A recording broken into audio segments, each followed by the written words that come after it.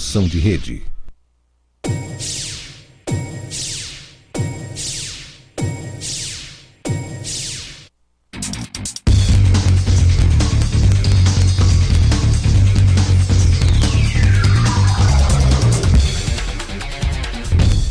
Boa noite, amigos da RCT TV, canal 23 da TVN. Hoje, quinta-feira, está começando mais um Esporte na TV.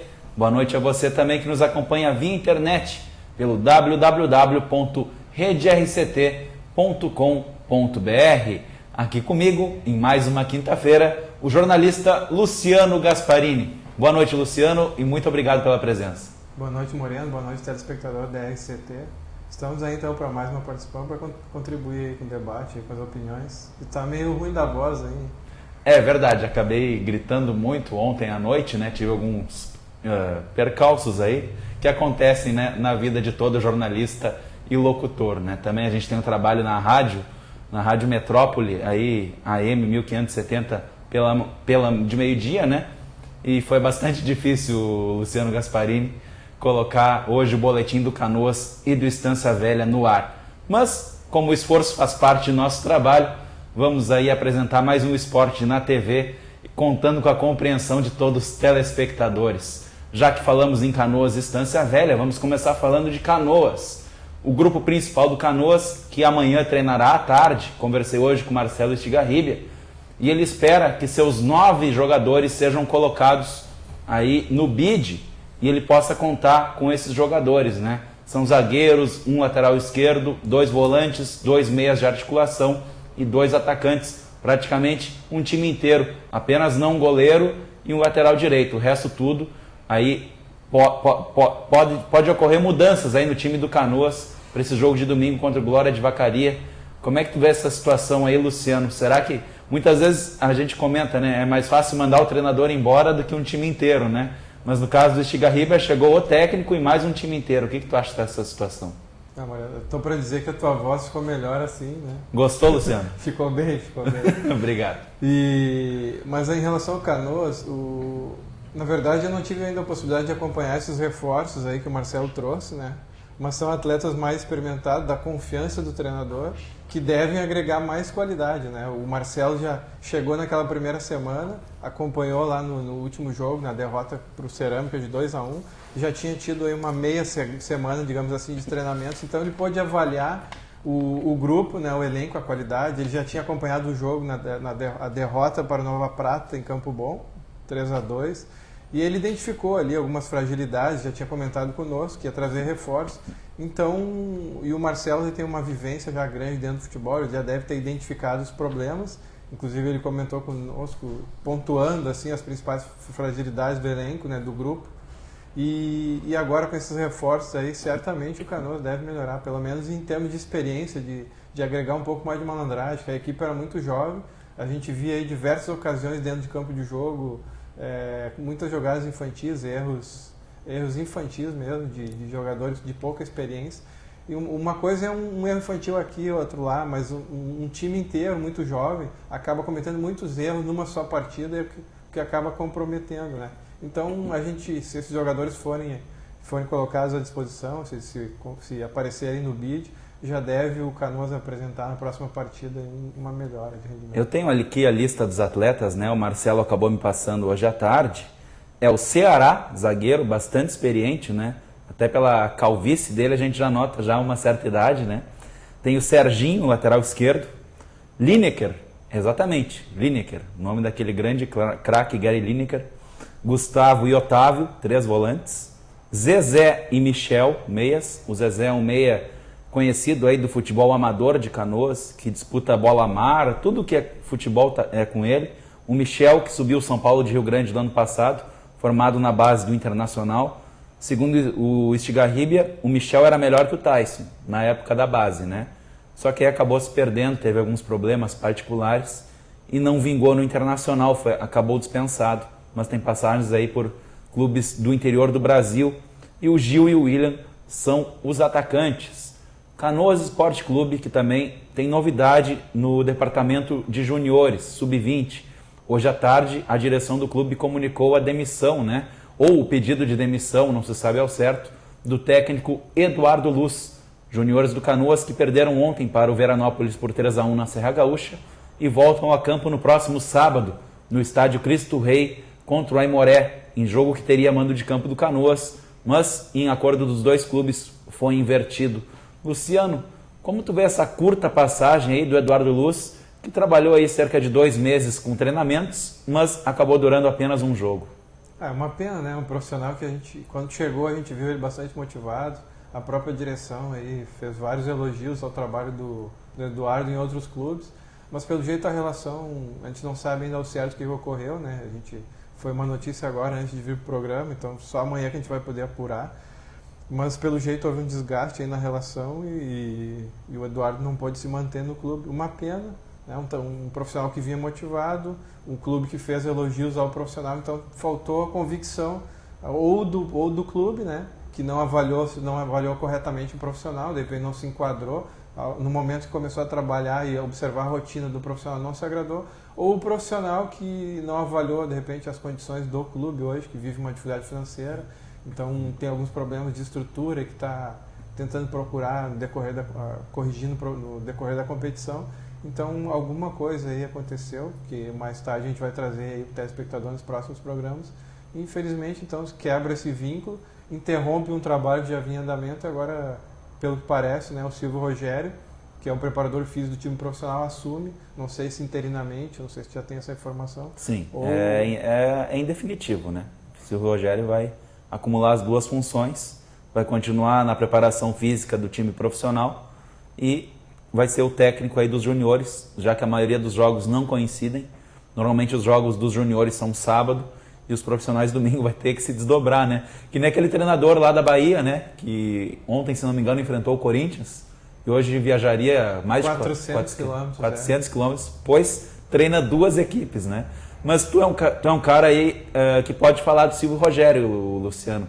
O que esse treinador, podemos chamar ele assim agora, né? Pode acrescentar aí aos meninos do Canoas? Não, só para esclarecer para o telespectador, eu tenho uma ligação com a arbitragem, fui árbitro de futsal, né? Durante 6 anos e o Silvio Rogério foi árbitro assistente aí da Confederação Brasileira, um bom árbitro, diga de passagem, e por causa da idade ele acabou deixando a profissão, né? E é um profissional da educação física e está assumindo aí agora essa oportunidade no Canoas, está fazendo um bom trabalho na preparação física do clube, da equipe profissional. E é um profissional assim dedicado, né? Um profissional que conhece bastante futebol, vive o futebol há muito tempo. Então tem tudo para dar certo, né? Na verdade, é a primeira oportunidade como treinador. Ele já trabalhando no Cruzeiro aí na auxiliar da preparação física. E então como treinador, como comandante principal do trabalho técnico, né, de campo, é a primeira vez. Vamos ver. Ele já tinha comandado interinamente contra o Nova Prata, a equipe profissional. Promoveu algumas mudanças naquela partida que deram até um certo resultado. Foi a entrada de Iago, que fez uma assistência naquela partida. Mas as fragilidades do Canoas e a equipe muito jovem acabou não permitindo que ele tivesse um resultado favorável. Mas a equipe já apresentou uma melhora. De repente agora à frente da equipe sub-20, com um tempo um pouco mais de trabalho, ele possa dar resultado. Só ressaltando então para o nosso telespectador, o time sub-20 joga 15h30 do sábado no estádio Cristo Rei contra o Aimoré e os profissionais jogam domingo, 16 horas em Campo Bom, contra o Glória de Vacaria pela última rodada do primeiro turno da divisão de acesso. E a expectativa dos canoenses era da estreia do Estância Velha, neste domingo, contra o Sapucaiense, em jogo no estádio das Cabriúvas, em Encantado. No entanto, a Federação Gaúcha de Futebol informou hoje à tarde que o jogo do Estância foi adiado. Ainda não se há uma data precisa para o confronto com o Sapucaiense. O certo é que será o único jogo desta primeira rodada da Terceirona que não ocorrerá neste final de semana. Segundo a Federação Gaúcha, os problemas foram falta de documentos, já que o Estância, a gente sabe aí, vive uma transição do futebol amador para profissional. Então, o jogo treino com a Ubra, que ocorreria amanhã à tarde, foi adiado para o sábado pela manhã, já que a equipe não teria nenhuma atividade no sábado, né? Também não vai jogar domingo. Então aí vai ocorrer esse jogo treino contra a equipe do Jardel Machado. Luciano Gasparini, como é que tu vê aí essa dificuldade do Estância, né? Primeiro, em apresentar o elenco, a comissão técnica, né, que demorou bastante. Depois, para encontrar um lugar para jogar. E agora, sem poder estrear em virtude da falta de documentação. Nós já comentávamos aqui, né, Moreno, em outras oportunidades, que o Estância enfrentaria algumas dificuldades, mas imaginávamos que seria apenas dentro de campo, mas elas também mostram que o clube ainda não está bem estruturado para, não digo para ter essa oportunidade de disputar uma competição profissional, mas foi muito tardia a movimentação, toda essa tramitação, que acabou interferindo aí acabou interferindo dentro da tabela, digamos assim, né? Dentro do cronograma da competição. Se tivesse antecipado toda essa parte administrativa aí, certamente poderia se preocupar os profissionais só com a parte de campo, mas não foi o que aconteceu. Então é ruim até para os profissionais que criam uma expectativa, se preparam, né? Tem toda uma programação e de repente tem essa expectativa interrompida, frustrada, para demandar aí uma questão burocrática. Mas isso era visto que iria acontecer em virtude desse atraso todo aí que a gente falou. O que se esperava é que talvez fosse adiado o jogo em virtude do estádio das Cabriúvas não ter sido vistoriado. Mas está liberado. E o problema mesmo é de documentação do Estância Velha, que hoje à tarde participou do Congresso do Estadual Infantil na Federação Gaúcha, confirmou presença. Serão 17 equipes atuando nessa competição, entre elas Grêmio, Internacional, Juventude, e o Estância será o representante canoense. O Aimoré, o Cerâmica também estão inscritos nessa competição, que inicia no dia 26 de abril. Depois do intervalo, a gente volta para falar de dupla Grenal, de Campeonato Gaúcho, Libertadores da América e também de tapetão. Até daqui a pouco.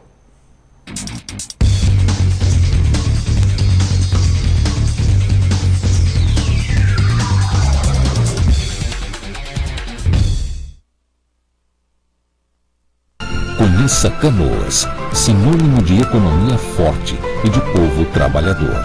Fundado em 1939, Canoas possui o segundo maior produto interno bruto gaúcho.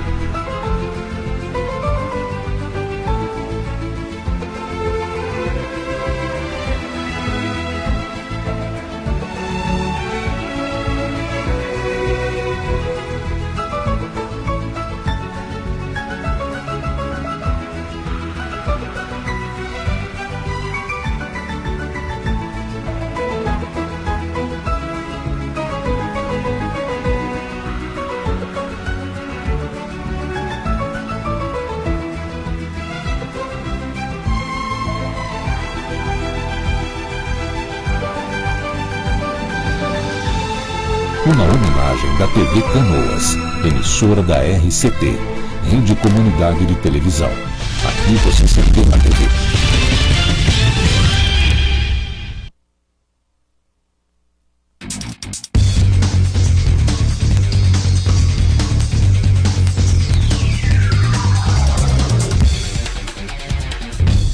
Voltamos, amigos, com o Esporte na TV. Programa que tem apoio da Coca Esportes, assessoria em comunicação. O site já está no ar. Confira lá quem são os clientes da Coca Esportes e, por que não, seja mais um deles. Luciano Gasparini, o Internacional vive a expectativa, né, do julgamento que está acontecendo agora no STJD. É boa, né? Mas vai parar, eu acho. Eu já estou prevendo, né, o que vai acontecer, né? Está sendo julgada a situação do Passo Fundo, que pleiteia uma vaga aí, não ser rebaixado, né, e uma vaga entre os 8 melhores do Campeonato Gaúcho, recuperação dos seus 8 pontos perdidos em virtude de uma provável escalação irregular de um atleta.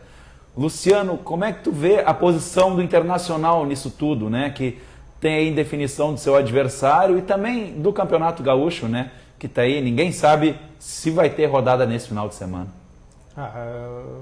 O Campeonato Gaúcho já está chato, a gente vinha aqui toda semana e falar das agruras do charmoso gauchão, né? Sempre tem um problema extra-campo, a gente não consegue ver o resultado se desenvolvendo só nas 4 linhas.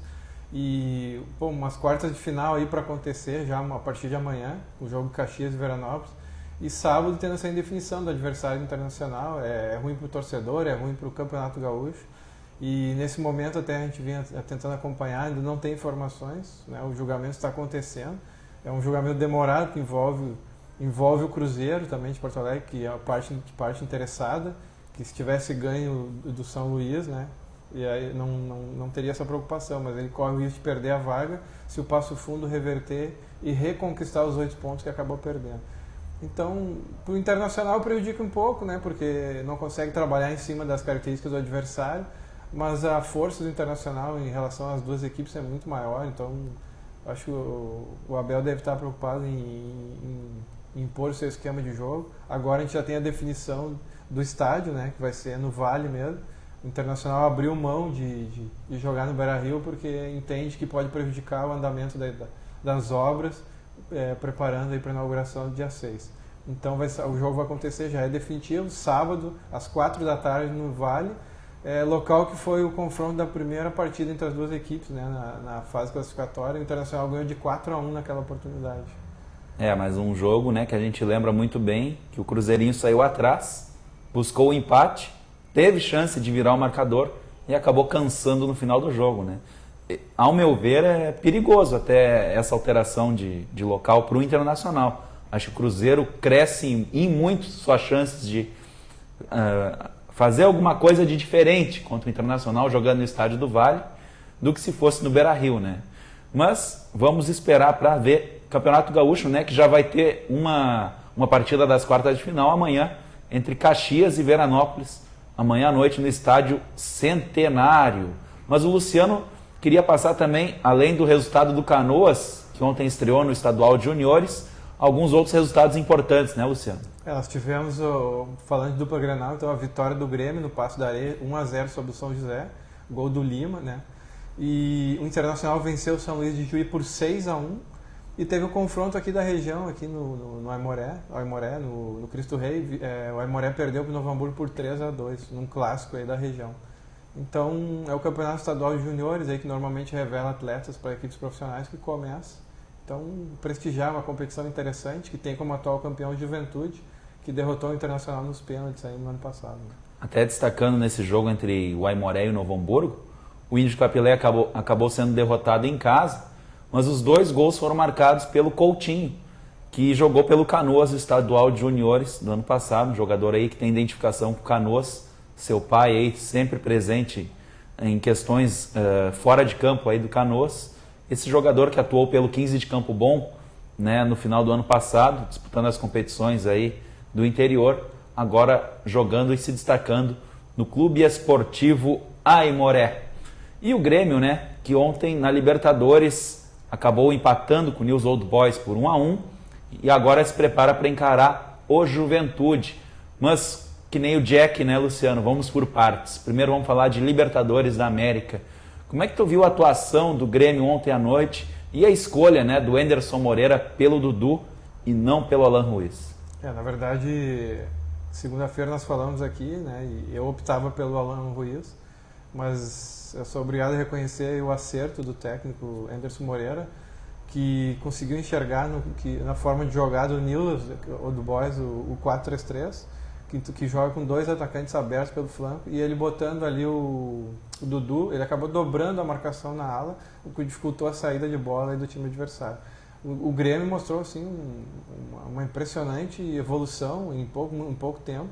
Isso é mérito do Enderson, né? Normalmente os treinadores chegam aqui em qualquer lugar e dizem, preciso de 60 dias, 90 para implantar meu padrão de jogo. E o Enderson conseguiu implementar aí uma forma de jogar já em pouco tempo. O Grêmio me impressionou muito, né, ontem na forma de jogar, agredindo o adversário, marcando, com bastante jogadores jovens, não sentindo a pressão do local, lá que a gente sabe que em Rosário, campo pequeno, a torcida atua bastante, né, interfere no jogo, e o Grêmio não sentiu, né, pelo contrário, ainda em determinados momentos teve supremacia na posse de bola, principalmente depois que sofreu o gol, né, parecia que estava jogando em casa, foi para cima, mostrando uma indignação com a derrota. Isso é muito importante numa equipe que quer vencer, e demonstrou um espírito de Libertadores que o Grêmio não teve ano passado, né? Um time bastante aguerrido, foi comum ver em diversas ocasiões 2 jogadores na mesma bola, né? Isso mostra também o bom trabalho do Fábio Maceredian, que é um excelente preparador físico, já tinha feito um bom trabalho no Internacional, vem se destacando na seleção brasileira. Então o Grêmio, ao meu ver, encheu os olhos na atuação de ontem, não merecia sair com a derrota. Eu acho até que o empate foi o resultado mais justo, mas o Grêmio vem criando bastante. Isso é um bom indício aí de acho que pode evoluir ainda mais, porque já está criando jogadas, precisa acertar um pouco mais a pontaria, né? O Barcos que vem tendo dificuldade no arremate. Ontem foi feliz de oferecer a assistência para o Rodolfo, que é um jogador aí que eu sou fã dele, digamos assim, né? Pela forma de jogar, pela liderança. Um jogador que defende bem, é bom na bola aérea e ainda tem boa capacidade ofensiva, tanto que acabou fazendo o gol ontem do empate, o que vem coroar aí com a grande atuação que ele teve no ano passado e que vem se repetindo em 2014. Então o Grêmio eu acho que está num bom caminho aí, com esse objetivo de conquistar o tricampeonato. Não digo que vai ganhar, porque a gente sabe que são uma série de detalhes aí que ocorrem, mas o Grêmio está começando a se tornar um candidato a vencer a Libertadores, está encorpando, então o Grêmio passando, eu acho que os inimigos aí são os clubes brasileiros, né? O Atlético Mineiro, que mesmo vindo tropeçando, é uma equipe forte. O Cruzeiro, dentro de casa, também mostrou ser muito forte, tem tido alguma dificuldade fora, mas é uma equipe muito perigosa, uma equipe que já foi bicampeã da Libertadores. E aí o Flamengo, Atlético Paranaense e Botafogo eu já não vejo com tanta força assim, eles vêm enfrentando dificuldades. Então eu apostaria nesses três brasileiros aí, Grêmio, Atlético Mineiro e... Cruzeiro. Eu falei Cruzeiro. E, não sei, o Vélez sempre vem muito forte, mas acaba não chegando, né? O Vélez é o Botafogo da Argentina, né? E o Santos Laguna, que está fazendo uma impressionante campanha, time mexicano, que vem liderando, né? Ele obteve mais uma vitória, foi a 9 pontos em 4 partidas, então eu acho que vai ficar por aí. Até não acompanhei muitos jogos da Libertadores, mas não tenho visto nenhuma equipe assim impressionar. Acho que o Grêmio está entre os candidatos a vencê-la. Olha, eu vou te dizer que o Grêmio, a não ser que tenha muito azar, né, de acabar pegando um adversário que encrespe nas oitavas de final ou nas quartas, tem grandes chances de chegar até o final dessa Libertadores, pois até Atlético Mineiro e Cruzeiro, né, que geraram grande expectativa pelo excelente 2013 que fizeram, não vem apresentando bom futebol, longe disso, né? O Cruzeiro que joga hoje às 22 horas, né, contra a equipe do Defensor do Uruguai. E se não vencer, olha, a chance do Cruzeiro ficar fora da próxima fase é enorme, caso não vença hoje no Mineirão a equipe uruguaia do Defensor, para quem ele perdeu na última semana por 2-1 lá no Uruguai. Também às 22 horas tem União Espanhola e São Lourenço do Almagro. Às 19h45, agora há pouco, iniciou Lanús e Deportivo Cali. E também Cerro Porteño e Ringues, do Chile. Luciano Gasparini, essa questão aí dos clubes brasileiros, o Flamengo ontem, né, acabou perdendo para o Bolívar em La Paz e é lanterna de seu grupo. Como é que tu vê? Tu vê com surpresa essa participação do Flamengo na Libertadores? Na verdade, assim, o pessoal leva em conta a Libertadores a tradição dos clubes, né? Mas eu não gosto muito de avaliar só a tradição, porque a gente tem no próprio exemplo aí no grupo do Grêmio Nacional, uma campanha sofrível, né? Apenas 1 ponto. Curiosamente, um empate contra o Nils, que foi um ótimo resultado, mas depois só derrota. Então, a tradição não ganha mais jogo. Eu não gosto de levar em conta a tradição, eu gosto de observar o futebol pelo momento das equipes, né? Tanto que a gente teve aí o São Caetano em 2000, depois foi vice-campeão da Libertadores, um time sem tradição, mas que apresentava um futebol vistoso e competitivo. Então, acho que isso tem que ser levado em conta. Então, não gosto de avaliar o time pela tradição. No caso dos clubes brasileiros, o Flamengo não vem apresentando bom futebol, né? Tá bem no Campeonato Carioca aí, mas na Libertadores não vem desempenhando bom futebol e não vejo com surpresa essa campanha. Eu acho que campanha de ninguém pode ser surpreendente numa Libertadores, que são normalmente jogos difíceis, tem que enfrentar altitude, longas viagens, né? Às vezes jogos simultaneamente aí com campeonatos regionais, então não me surpreende aí. O Grêmio agora precisa de um empate na Colômbia contra o Atlético Nacional, que já estará classificado, ao menos em segundo lugar, para a próxima fase da Libertadores. Com 2 empates, talvez o Grêmio já consiga a liderança do grupo. No entanto, eu não vejo como o Grêmio não venceu o Nacional na última rodada aqui na Arena, né, Luciano? Que é perigoso, né? A gente sabe a diferença hoje das duas equipes é muito grande. O Grêmio conseguiu vencer lá, se impôs. Tem tudo para vencer aqui, mas no ano passado nós tivemos aí o exemplo do Achipato, várias surpresas, né? O Grêmio estreando na Arena e acabou perdendo. Então é preciso respeitar o Nacional, que embora tenha toda a tradição e não esteja bem, tem aquela garra uruguaia, né? Que sempre pode complicar, apesar de que deve chegar na última rodada e sem condição matemática de classificação, mas vai jogar pela honra, e o Grêmio precisa tomar cuidado, às vezes como o Grêmio está jogando simultaneamente o campeonato, de repente pode ter uma partida difícil pela frente, ou até o próprio Grenal, ali não sei, a questão do calendário, se o Grêmio for passando internacional também, de repente tem que administrar essa questão. É difícil para o jogador profissional, a gente tem vários exemplos aí de esquecer uma competição e voltar para outra. Então, na verdade, tem que tomar cuidado, o Grêmio tem que ir com os pés no chão, conquistando ponto a ponto, não dá para achar que está classificado. Daqui a pouco perde as 2 partidas aí, fica fora e causa uma grande frustração na torcida. Aí. O Grêmio que encara o Juventude no domingo, 16 horas, na Arena. Como é que tu vê esse calendário, né, para o Grêmio? Tu acha que isso pode prejudicar? O Grêmio vindo agora de um jogo muito desgastante, né? Agora enfrentar o Juventude, que vem aí na boa, né, de sangue doce, enfrentar o Tricolor? Essa foi uma vantagem de o Grêmio ter um adversário aqui na Argentina e outro no Uruguai, né? Porque se pegasse um mexicano, um colombiano, um boliviano, ele tem que fazer uma viagem longa. Agora, enquanto o Grêmio fez aqui uma viagem perto, né, que inclusive mais perto que em algumas localidades do Brasil, quando tem que viajar a Recife, aí no Campeonato Brasileiro, ou até no Nordeste, ali na região do Nordeste. Então, eu não vejo aí. Claro que tem um pouco de desgaste psicológico e físico de enfrentar um adversário difícil, que nem o de ontem, mas eu acho que dá tempo aí de se recuperar. O Grêmio agora vem para frente da sua torcida, vem empolgado aí com essa vitória. O Grêmio está começando a mostrar um grupo também qualificado, né, de ter jogadores de opção, aí o Derete, o próprio Alan Ruiz. Então, o Enders pode contar com ele se houver algum jogador em condição física aí um pouco prejudicada em virtude da participação de ontem.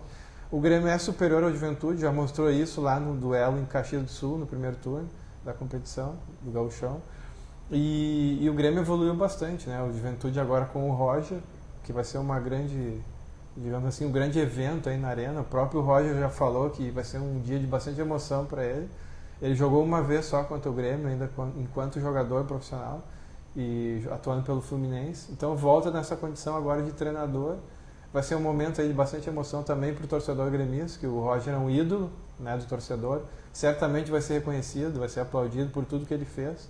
Só essa questão, essa coisa aí de aplaudir quem vem no Estádio Olímpico não tem dado certo para o Grêmio, né? O Luiz Felipe já veio algumas vezes aí, derrotou o Grêmio. Então, complicado. Mas vai ser, eu acho, um bom jogo. Ronaldinho que o diga. Vai ser um bom jogo, mas acredito que o Grêmio deve passar, né?